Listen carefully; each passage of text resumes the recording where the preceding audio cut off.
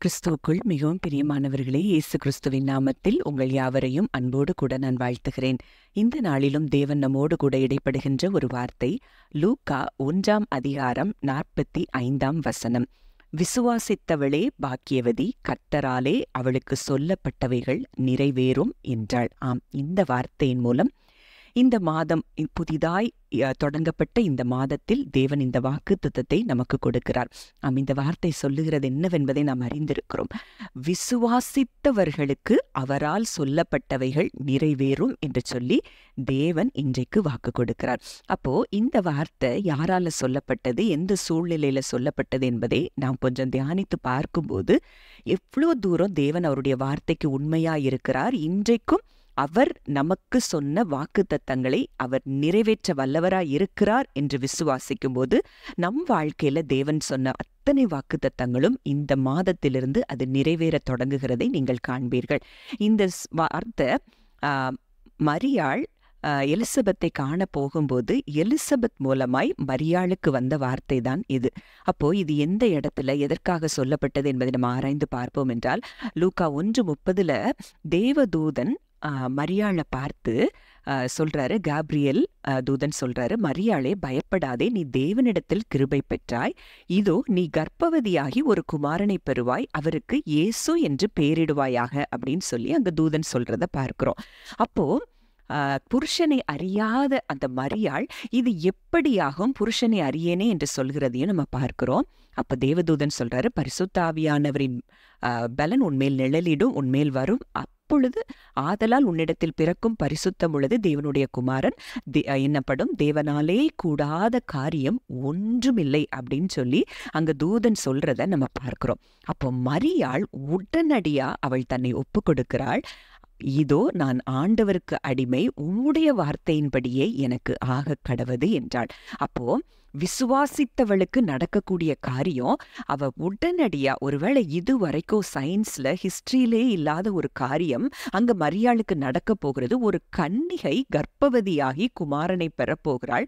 இது இயற்கைக்கு அப்பாற்பட்ட காரியம். ஆனா தேவதூதன் சொன்ன அந்த வார்த்தையை, தேவனாலே கூடாத காரியம் ஒன்றுமில்லை என்று சொல்லப்பட்ட அந்த வார்த்தையை மரியாள் அப்படியே விசுவாசித்தாள்.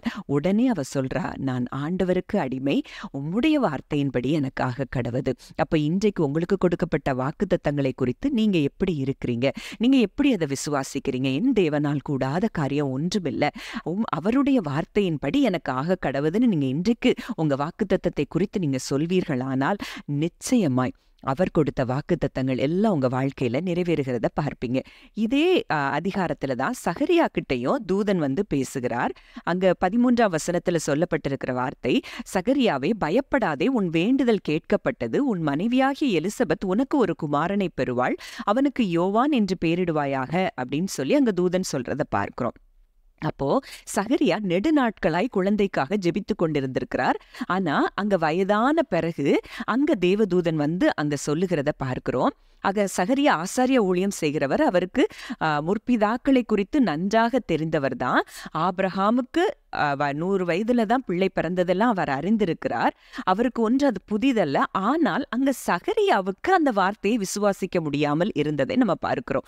தேவதூதனை பார்த்து சொல்றாரு, இதை நான் எதினால் அறிவேன், நான் கிழவனா இருக்கிறேன், என் மனைவியும் வயது சென்றவளா இருக்கிறாளே அப்படின்னு சொல்றத பார்க்கிறோம். ஆனா மரியாளோ இயற்கைக்கு அப்பாற்பட்ட காரியம் தனக்கு நடைபெறும் என்று தெரிந்த பொழுதிலும் அது எப்படி நடக்கும், ஏன் நடக்கும், எப்படி இது சாத்தியம்னு சொல்லி அவ கொஞ்சம் கூட சந்தேகப்படாமல் இருந்ததை நம்ம பார்க்கிறோம். அப்ப இன்றைக்கு நம்ம எப்படி இருக்கிறோம்? ஒருவேளை அங்க மரியாள் ஜெபிக்கவே இல்லை தனக்கு இப்படி ஒரு குழந்தை பிறக்கணும்னு. ஆனா சகரியா நீண்ட நாள் ஜெபித்து அவருக்கு பதில் வருகிறது. ஆனா மரியாள் அதை அப்படியே ஏற்றுக்கொண்டு விசுவாசிக்கிறாள். ஆனா சகரியாவுக்கோ அவர் முற்பிதாக்களை கண்டிருந்தும் கூட அவருக்கு விசுவாசிக்க முடியாதபடியினால் காப்ரியேல் தூதன் சொல்லுகிறார், உன்னுடனே பேசும் உனக்கு இந்த நற்செய்தி அறிவிக்க அனுப்பப்பட்டு வந்தேன். ஆனா இதை நீ விசுவாசியாதபடினால் இவைகள் சம்பவிக்கும் நாள் மட்டும் நீ பேசக்கூடாமல் ஊமையாயிருப்பாயின்னு சொல்றத பார்க்கிறோம். ஆனாலும் சகரியாவுக்கு கொடுக்கப்பட்ட அந்த வாக்குத்தத்தம் நிறைவேறிற்று. ஆனா அவர் பேசக்கூடாமல் அந்த யோவானுக்கு பேரிடுகிற வரைக்கும் அவர் பேசக்கூடாமல், அந்த வார்த்தை அவமாய் போகாதபடிக்கு, அவர் அவிசுவாசமாய் பேசாதபடிக்கு அவர் ஊமையாய் இருந்ததை நம்ம பார்க்கிறோம். இன்றைக்கு நம்ம எப்படி இருக்கிறோம்? நம்ம வாக்குத்தத்தத்தை குறித்து நம்ம என்ன பேசி கொண்டிருக்கிறோம். அவர் கொடுத்தாரு, இது எப்போ நிறைவேறும்னு தெரியல, நிறைவேறுமா என்னன்னு தெரியல, இப்படிலாம் சொல்லி நீங்க பேசிட்டு இருந்தீங்கன்னா, இன்றைக்கு கர்த்தர் உங்களுக்கு ஆலோசனையை கொடுக்கிறார். இந்த நாள்ல என் தேவனால் கூடாத காரியம் ஒன்றுமில்லை, அவர் எனக்கு கொடுத்த வாக்குத்தத்தத்தை நிச்சயம் நிறைவேற்றுவார் என்று சொல்லி நீங்க பேச ஆரம்பிக்கும் போது உங்க வாழ்க்கையில் அந்த வாக்குத்தத்தங்கள் அப்படியே நிறைவேறுகிறதை நீங்கள் காண்பீர்கள். ஜெபிக்கலாம். அன்பின் பரலோக தகப்பனே, நன்றியோடு உம்மை துதிக்கிறோம், ஸ்தோத்தரிக்கிறோம் அப்பா. இந்த நாளிலும் கூட நீர் எங்களோடு கூட இடைப்பட்ட உம்முடைய வார்த்தையின்படி ஆண்டவரே, விசுவாசித்தவளே பாக்கியவதி, கர்த்தரால் அவளுக்கு சொல்லப்பட்டவைகள் நிறைவேறும் என்ற வார்த்தையின்படி அப்பா, இதை கேட்கிற இந்த புது மாதத்துல இந்த வார்த்தையை கேட்கிற ஒவ்வொருவருடைய வாழ்க்கையிலும் இவர்கள் இன்றைக்கு விசுவாசிக்க தொடங்குகிறபடியினாலே அவர்கள் வாழ்க்கையில நீர் சொன்ன எல்லா வாக்குத்தத்தங்களையும் இனி வருகிற நாட்களிலே என் கர்த்தர் நிறைவேற்றி தருகிற தயவுக்காய் நன்றி செலுத்துகிறோம். உம்முடைய கரத்திலே இந்த வார்த்தையை கேட்கிற ஒவ்வொருவரையும் அர்ப்பணித்து ஜெபிக்கிறேன். இந்த வார்த்தையின்படியே ஒவ்வொருவருக்கும் ஆக கடவது என்று சொல்லி மனதார நான் ஆசீர்வதிக்கிறேன். கர்த்தர் அப்படியே எங்கள் ஜெபங்களை கேட்கிறதற்காய் நன்றி செலுத்துகிறேன். இயேசுவின் மூலம் கேட்கிறோம், ஜீவனுள்ள நல்ல பிதாவே. ஆமென்.